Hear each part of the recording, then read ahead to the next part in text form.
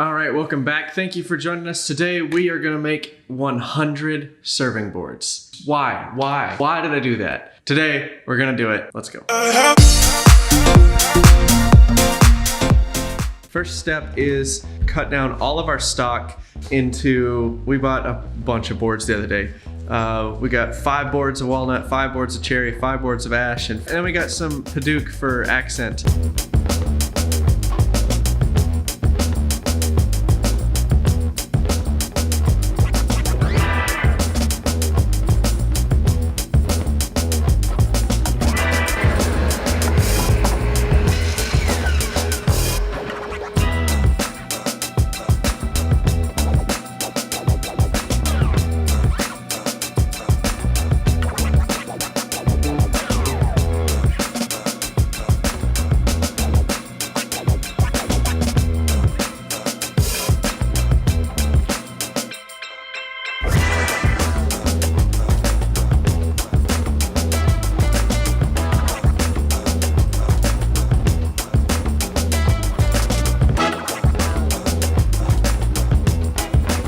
$100 serving boards. It's just a nice round arbitrary number that will teach us how to Kind of an outrageous number. make things at a production scale. Anyway, we're gonna start out easy with some serving boards. They can't be that complicated.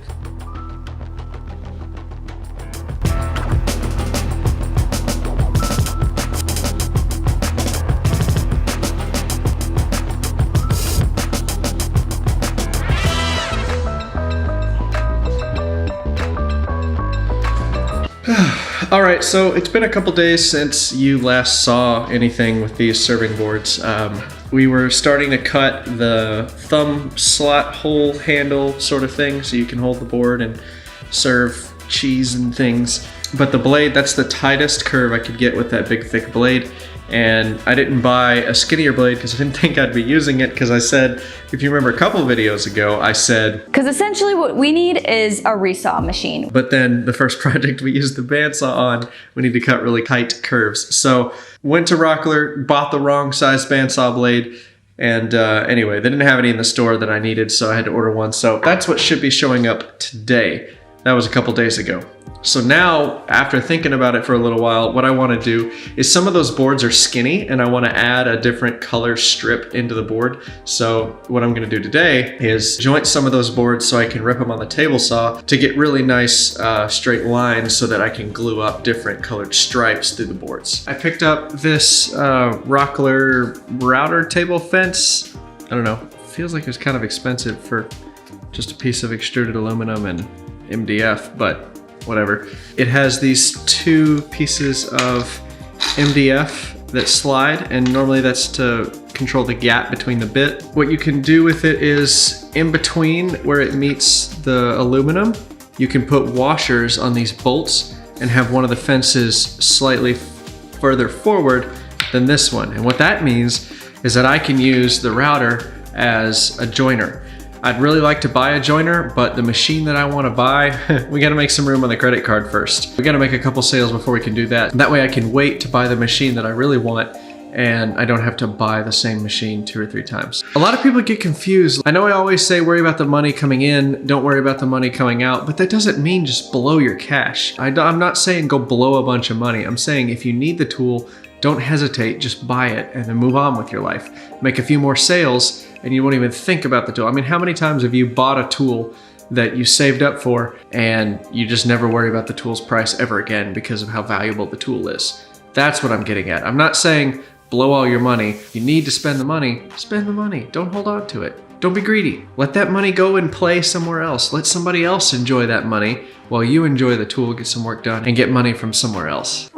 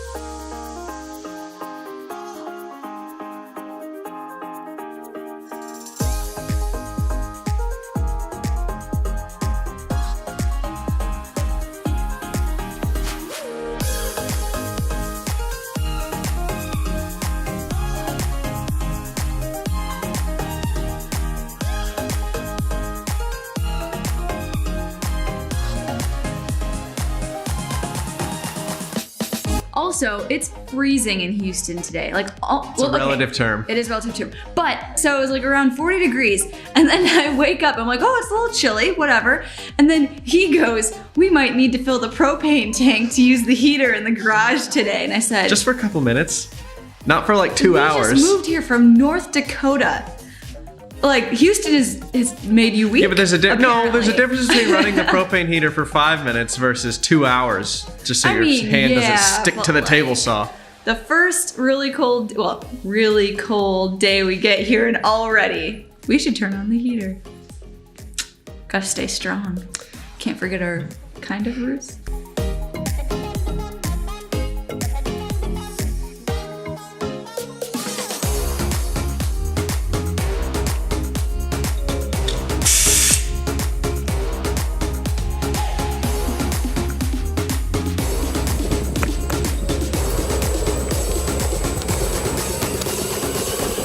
Man, that's fun. Hi, Bruce. Yeah, Bruce is doing really good with the freaking birds. Anyway, Bruce is doing a lot better with the scooter. He does just about like he did with the bicycle. He just runs right beside you. Not a problem in the world. Jenny's gone right now. She's gone doing some training for our new jobs. I didn't get hired soon enough, so just enjoying a nice fall afternoon in Houston, all by myself. Well, I got Bruce.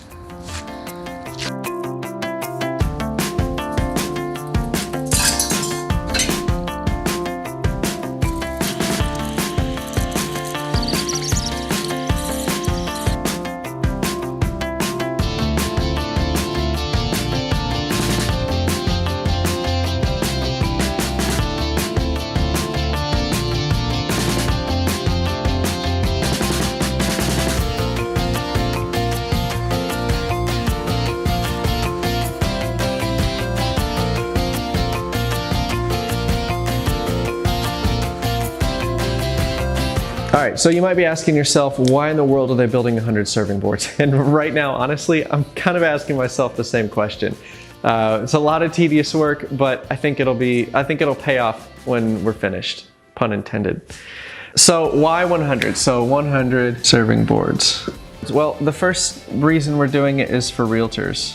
Jen and I have talked a lot about this. We think that our best connection point to this community and finding the customers that we want are realtors. We want high middle class or upper class people who are not gonna nickel and dime you for the price of your furniture, that just want a high-end product, are willing to pay for it, and are gonna be repeat customers. So that's kind of our target audience with our business. Now, what does a realtor need with 100 serving boards? A realtor usually supplies, if you've never bought a house, hopefully, if you had a decent realtor, they gave you some sort of a closing gift. It's a small little thank you for using the realtor. They're professional networkers. They gotta foster their relationships too. So as a thank you for them making a big fat check on buying your house, they usually give a small housewarming gift around the area of $50 or so. And that's exactly what we want to produce. We want to go to these realtors, make an introduction, establish a relationship with them, and supply them with serving boards that they can give away as closing gifts. And once we establish good relationships with those realtors, we can then introduce ourselves to the people that bought the house. They're going to see our logo and our branding and everything else on the serving board. And hopefully, we're not expecting it, but hopefully they'll reach out and maybe want us to build them some furniture. So bottom line, if we get plugged in with some high-end realtors and we become their supplier for custom woodworking to their clients, that's how we're going to meet more people, and we're going to find our Ferris wheel of clients that we really want to produce for. Also, we're looking for business mentors, people that have built 40, 50, 60 million dollar companies, and that's who we want to surround ourselves with. So if we can find people that we work with, it's going to be much easier to flex those relationships into mentorships later on. Now, why are we making 100 all at once? We just got the shop set up. We're starting to build furniture for our house. Why in the world are you doing 100? Well, there's a couple of reasons. We want to find out what's not set up right. What are we missing? Are there any tools? Are there any little jigs? Is there something that we need if we do a large batch of something? Is there something that we need? And we've already identified that our clamping strategy is terrible. We only have a couple pipe clamps. They're not really the right size. We don't really want to build cauls to keep them all level and separate. We had to build the joiner on the router So there's a lot of things that we've identified just with these 100 serving boards that we need in the shop. Now, they're not necessary to getting it done, but if we're hiring an employee and we're paying them by the hour, it's going to start to add up really fast. If they're constantly having to adjust the joiner that we have on the router versus just using a setup joiner full time. So it's a Band-Aid fix for now, but we're identifying things and trying to prioritize them in a logical order that makes sense for our business to purchase. So we're finding production flaws. The second thing is we want to have them ready to go. The idea is that Jenny or I will walk into a realtor's office after we schedule a meeting and just say, hey, there's a couple samples of the boards. We take them in orders of 25 so that they're set for the rest of the year. We just want to have them ready to go. That way, if somebody wants to write us a check for a few grand, we can sell them 100 serving boards that day and deliver them and be done with it and move on to the next build. So we don't want to have to say, oh yeah, we'll have your closing gifts in a couple weeks, and then they change their mind and then they sit on it for a while. That's not how we want to get started in the community. We want to be ready to go at a moment's notice. We also want to sell in batches of 25. I don't want to make a new serving board every time a realtor closes on a new home. I know that that's how a lot of people do it, but this is not a hobby for us. This is a business. So whatever we do, we need to be able to do at scale. It also helps us lower our overhead. I want to have our system down so pat that whenever we hire employees, all we have to do is pull out the 100 serving board checklist, give that to the employees and say, there you go, knock them out. We have all of our systems in place. There's no question on what needs to be done. There's no question about the next step. We have templates if we need to, for routing out the handholds and stuff like that for the serving boards. Everything is ready to go while still allowing the employee to have a little bit of creative freedom on how each board gets done. So finding that balance is tough, but that's why we're making 100 before we even get started. So we want to sell in batches of 25 and we want to have a bunch ready to go. Now, this brings us to our next part, which is the price. Our general pricing structure that we normally use, which is materials plus labor plus 40%. That's our normal pricing structure that we use. It's great, but it kind of falls apart once you start doing things at scale. So that's still a perfect formula. We're going to use this formula for a long, long time. But when you're batching things out, you need to sort of understand what the market price is. You need to start with your price in mind first. That's the easiest way to do it, and then work backwards from there. So we know that the realtors are usually only going to spend around $50. We're just going to stick to the $50 closing gift, see if we can come in there. And who knows, maybe we build something bigger and better in the future. But for right now, we're just going to start with the average cost of $50. So if I know that I'm going to sell these for around $50 each, that's going to be $5,000 that we make just on this set of 100 serving boards. I don't know yet. I'm not done with them, but I am imagining that it's not going to take me a whole lot of time. I'm guessing maybe, going to my head right now, maybe 30 hours to do all these boards. So 30 hours times our labor rate of $30 an hour is going to be $900 in labor. We're going to have around $700 in material costs. So we're into these for $1,600. And then you subtract that from the $5,000 we have up here, and then looking at a profit of around $3,400. So I think $50 for a nice serving board is going to be no problem at all for the sale as far as perceived value is concerned. Because think of it from the realtor's perspective. They're getting a custom, handmade, unique piece from a local woodworker. What says welcome to the neighborhood like something built locally? We've got a pretty good value proposition for the realtor to spend, $47, $55 or so per board. And at a profit of $3,400 for, half a week's worth in the shop, I'd say that's pretty good. Now again, we may not get this much for the boards, and that's okay. We get a lot of benefit out of making these boards ourselves, and I'm not saying that should offset the cost, but I'm saying if worst case scenario, if we have to get rid of them for a lower price, that's at least a silver lining. So I'm not too worried about these. It's just 100 of them. I know we can get rid of them and make our money back. I mean, for $1,600, that's for labor and materials. If that's our worst case scenario, I know I can get rid of these 100 boards for $16 a piece. I know I can get that. That is all for this one. I'm gonna have to split this into 2 videos. Make sure you subscribe so you don't miss the second video. Yeah, we'll catch back up once we get the second video done. And these serving boards will be finished and pretty and beautiful, and I can't wait to finish these, but I've got a mountain of sanding to do between now and then. So thank you very much.